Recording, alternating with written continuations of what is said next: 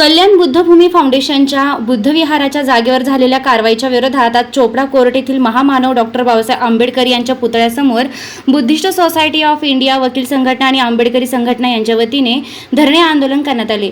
बुद्धविहाराच्या जागेवर प्रशासनाने केलेल्या कारवाईचा निषेध करण्यासाठी आज सकाळपासून आंबेडकरी अनुयायी व वकील बांधव मोठ्या संख्येने चोपडा कोर्ट येथे जमा झाले होते। डॉक्टर बाबासाहेब आंबेडकर यांच्या पुतळ्यासमोर धरणे आंदोलन करून या दडपशाहीचा तीव्र निषेध नोंदविण्यात आला।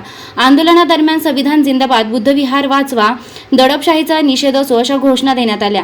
आंदोलनाच्या पार्श्वभूमीवर कोणताही अनुचित प्रकार घडू नये यासाठी चोपडा कोर्ट परिसरात मोठ्या प्रमाणात पोलीस बंदोबस्त तैनात करण्यात आला होता।